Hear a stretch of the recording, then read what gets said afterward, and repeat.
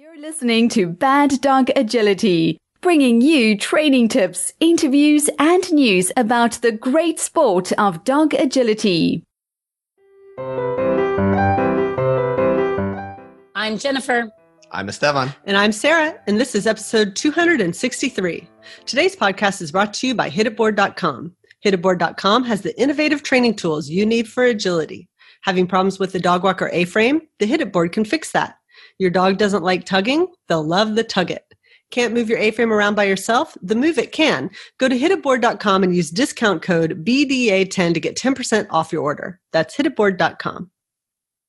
Today we're going to be talking about cheerleading on course. Cheerleading and the agility dog. I think we need to start off with a definition so everyone's on the same page about what we're talking about. Okay. So I think there's different kinds of cheerleading. Some of it is okay. Some of it is actually very helpful for the dog.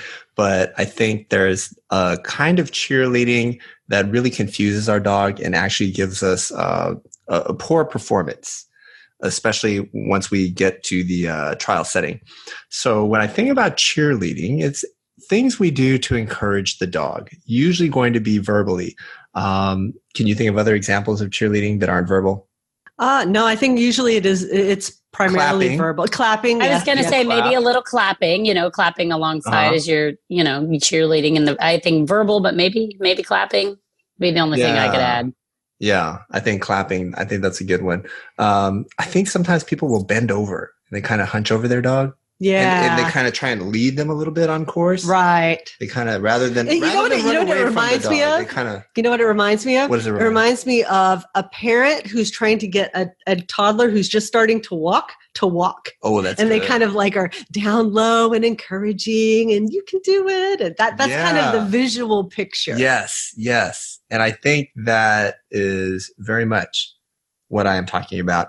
And I'm going to say that this kind of cheerleading is just a different form of communication for our dogs, right? But I think it lacks clarity.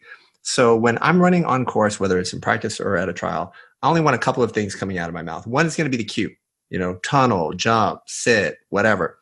The second thing I want is the mark. So occasionally I'm going to use a mark on course. Now, usually my mark is the cue for the next obstacle. So let's say my dog nails the dog walk, and right as they stride through the yellow, running dog walk, as they hit the yellow, instead of saying yes, which is the cue that I would use in their training, you're going to reach a point where now you're putting together a chain of behaviors. And so instead of yes, I might say over if the jump is the next thing, right? Right. With some dogs, I think when I first transitioned to a trial situation with the running contact, I might say yes over very quickly, right? But then at some point I'll drop out the yes. On obstacles like the teeter, you can actually reintroduce the yes, reintroduce the mark. I think that's very helpful for people who are retraining contacts. And this way, even if the dog misses and you do go on and you don't leave the ring or anything like that, then the dog understands, I kind of missed that click there. There was a pause, there was a hesitation, there was an interruption in the flow of the course, a break in the behavior chain. Maybe I don't want to offer this version of the A-frame again. Maybe next time I'm going to come down into the contact zone rather than fly off. Okay, so a mark, and that's going to be relatively rare, mostly on contacts. I think the other place you hear people use a mark often is the weaves, right? A dog successfully gets a tough weave entry or any weave entry, and the handler says, yes, and then go, right? Right. Or or you did it, or whatever. Right. Okay, so a mark. And then and for me, that's it. Right. It's going to be like cue, mark, and that's it. When you get to the end of the run, then I think you're going to hear praise.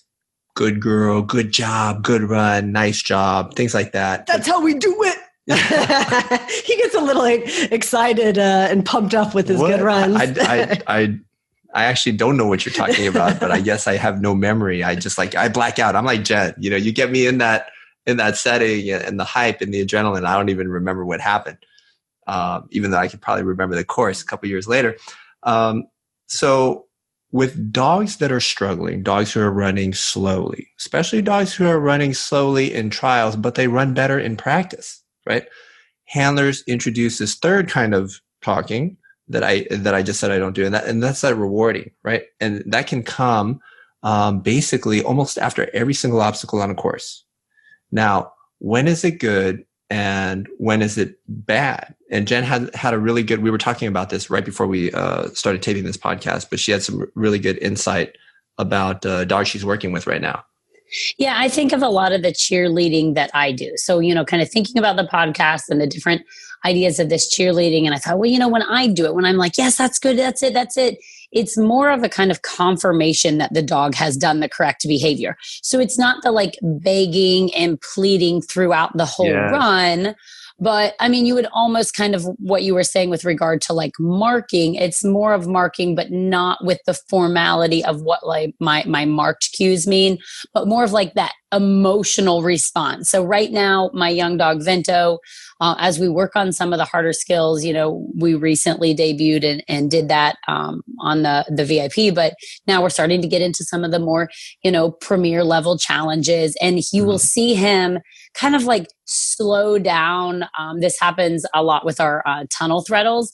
Like as he's coming to the correct end, he'll slow down and he'll kind of look at me and he's like, is this right? And I'll be like, yeah, good boy, that's it. And you'll see him go like, oh yes, okay, good. I got it. I nailed it. And then he will actually visibly accelerate through the tunnel.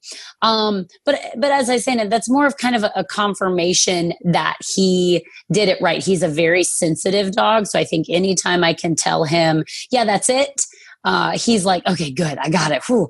And you'll see him accelerate. So I think, it's that balance of, okay, well, what is confirmation, that you're doing that correct performance that is going to lead to the dog then driving faster because they know what it is they want, versus that nonstop kind of maybe nagging would possibly be a word I would use, kind of begging to get the dog around that doesn't really end up having any meaning. Oh, that's exactly the point that I was about to make, is that you may have hit on really the defining element of when is it okay and when is it not. And that's the effect that it has on the dog. Yes. If it speeds up the dogs, because I think about you and Gitchy, for instance, the one bit of, borderline cheerleading, something that we wouldn't have done before Gitchy that you would do is give a repeat command while she was in the weaves. The go, go, go. The go, go, go. Yes. And so this is the type of thing that we never did. But Gitchy was trained by Susan. She had a different history. And so at first, Esteban would just say weave. And she would weave, she looked great. But then he discovered one time that if he did go, go, go as her previous, handler did, that she went faster.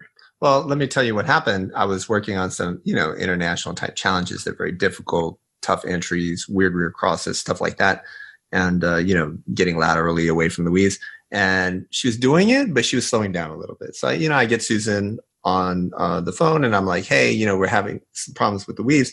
And she's like, oh, well, are you giving her a word? I'm like, what word? I say weaves and I expect her to weave.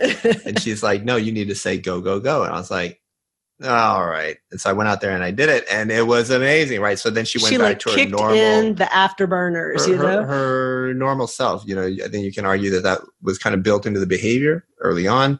But it's part of that performance. So that I think that's a little bit different. Right. But it's along the same lines as what Jennifer was saying. It was something that you added and it increased her speed. Therefore, it, sounds great. Let's do it. When you increase speed. I mean, you went straight for the punchline. Sorry. Because that is absolutely right. And that's the point, the real point of this podcast. How do you know if your cheerleading is bad or good? Well, if your dog is slowing down, it's bad, right? It is not having the effect that you want it to have. If your dog is speeding up, then guess what? It is working for you. You should continue to do it. Let me give you some more concrete examples. So I bringing up the weaves, I think that's really, really good because a lot of people do have kind of continuing weave words, but I'll tell you where you get into trouble. And it's the dogs who weave pretty well at home or at a practice. And then they get to trials and they weave like garbage. They really slow down. They start walking. Some dogs will stop, right? And at the moment they stop, the handler gets panicked. They're like, is the dog going to, go to the bathroom here? Are they going to just, completely pop out? Like you're saying, like you can really panic about these things. And then when they resume, then, people get very excitable. But when you have so much praise going on, ultimately you're praising a behavior that we don't want, that we do not want to reinforce. I don't want to see this dog do this again. I don't want them stopping in the middle. I don't want them slowing down. Where's another place that people do it? How many of you have dogs that perch on the A-frame, on the top of the A-frame? This happens a lot with retrievers. Does this happen with Shelties, Jen? I don't think too much. On the top of the A-frame. Retriever, right? I don't know. Like a retriever thing. Sight hounds, checking everything out. Yeah. So anyway, these guys get to the top and then they perch. And then the handler gets a little crazy. They get a little, they're like, come on, you can do it. Come on. And then as they come down, they take 1 or 2 steps. They're like, yes. And then when they come down, they're like, yeah. Okay. It's like the dog just did the greatest thing ever. Guess what that dog is going to do next time, right? I think they're going to be a little more likely to offer that behavior again, right? And so it's very difficult for people to break this habit about themselves. We see this happen with kids all the time. And you just need to keep in mind just one thing. 2 things, 2 sides of the same coin. So maybe it's one thing. Any behavior you want to see again, reinforce it, reward it. Anything you don't want to see ever again in life, don't reinforce it, right? And what you're doing here with a lot of these slow down performances, especially in the trial setting, is you are rewarding it. So there needs to be, I think, differences in the way that you speak to the dog, the way that you cue the dog, that is clear to the dog and they understand. And I think you made a really good point about chatter. Right. So now chatter can become obnoxious, right? You know, if Jen is sitting here and she's watching a YouTube video about dog training and you and I start bickering and fighting, it just turns into background noise for Jen. She doesn't need to listen. She doesn't need to pay attention. She's just waiting to hear one thing. And that's one of us call her name, Jennifer. And then she says, yes, right away. Okay. I'm not saying this has ever happened. But I was going to say that example was a little too specific. real specific there on that example. I feel like So dogs need to cut through the chatter, and that's why I think of my talking when I run cues, marks, praise at the end, right? But I try to minimize the praise during the run. Now, as Jen was saying, if it's a tough throttle, if I'm retraining a teeter, I am very willing to throw in a good boy, good girl. You know, your dog wanders off, you call them to you and they come. I'm definitely taking a moment to praise the dog. And a lot of people don't, by the way. They don't say good dog and then go on, and you should. So there are definitely spots and situations where you should. But anyway, back to this idea of chatter. If it's chatter, then your cues kind of get lost in the chatter. Because remember, it's too much. Your dogs don't speak English, right? So the more you are talking, it would be like if somebody was rattling off a language that you don't understand at you, right? And you know 5 words of Spanish and somebody is saying whole sentences of Spanish. It's actually kind of hard to pick out the 5 words that you know in the middle of full sentences, right? Yes. But if they only said the one word, if they gave you the one word that you know, and then you're being quizzed and they give you the one word and you have to translate that one word, you could probably do it. Right. Right? That's what you're doing to your dog. You're giving them full sentences in a language they don't understand and then mixing in the 0.01% of English that they do understand. Right. And go ahead. And it just makes it very hard for them to pick out the cues. And so, that's what we're talking about chatter. So, in terms of reasons not to cheerlead, we've talked about your rewarding poor or slow performance. That's a reason not to cheerlead. You're making your real cues get lost in everything else. That's a reason not to cheerlead. And I think the other big one that goes along with the chatter is a lot of the times it delays the real cue. Right? Yeah. Like people are saying good dog when they should be saying tunnel.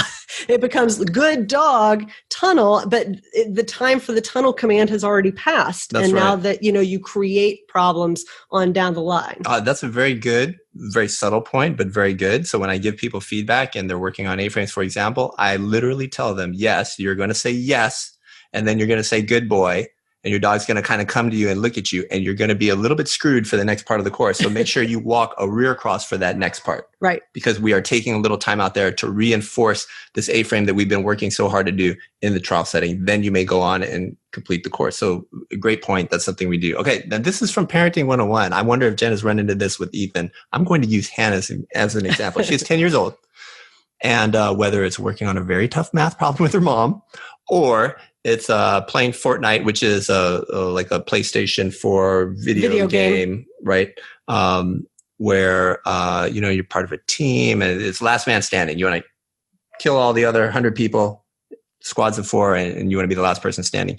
So we were in a situation, this is several weeks ago, where Hannah, who was our weakest player at the time, now she's very, very good, was the only one left on our team. And she had to play heads up against another guy, one-on-one, winner take all. We're all cheering for her, but we're also all yelling advice at her. Reload your gun. We're like, come on, you can do it. Do this, do that, do that. Go over there. I think he's over there. And it's just 3 people and we're just constantly talking at her. And then finally I was like, you know what? Just everybody be quiet. Everybody just stop talking. And even I was doing it. I was giving her advice. And then I was like, everybody just stop. And I said, nobody say anything. And we were all just dead silent. And then she was able to go and think through it and make all of her own decisions, right? Ride or die, win or lose. It was all her. And she happened to win this game, right? Pulled out a brilliant move that none of us would have done, right? Just totally caught the guy off guard and then won the game. And the screaming and celebrating that ensued was fantastic. And those are the kind of moments you can have with your dog, right? So let's take a step back. Let's quiet it down, quiet the chatter down. You give them the cue.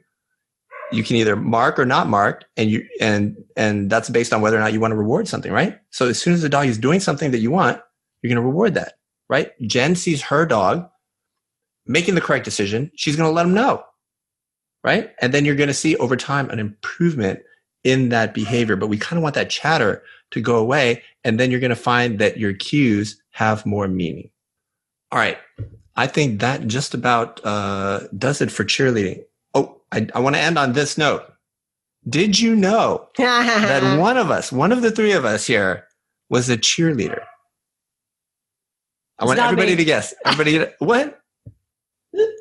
You can't say that. People haven't guessed yet. I didn't know you were going to Esteban. It was you, wasn't it? I can totally see it. I was actually in the movie Bring It On.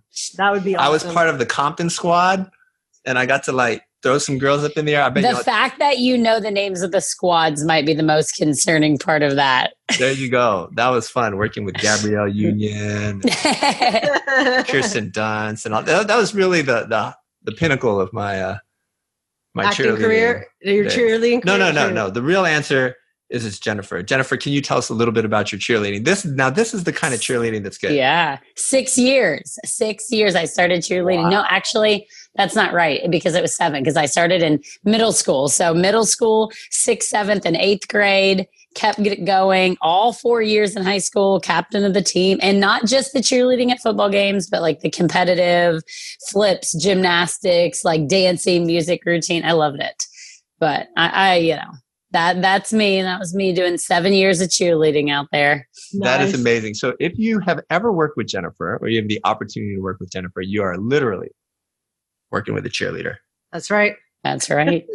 Hopefully I'm good at giving that positive feedback. All those years of coaching and encouraging and helping those athletes, I can now carry it over to the students. Yeah. The next time that we're at a trial together and I'm about to run, I want Jennifer on the sideline saying, be aggressive. Be aggressive. But I switch it for dog people to be assertive when people are being casual. So it's be assertive, be assertive. I'll get some pom-poms for you, Sarah. When you guys get those, when you next time, post-COVID, when we get these puppies going at a couple national events in a few years, I'll be there for you. Nice. I think I might have to make a GIF of that little dance right there that we got to witness. Oh yeah, as we recorded the podcast. I can do some more. I'm not shy. You can't be a cheerleader and be shy.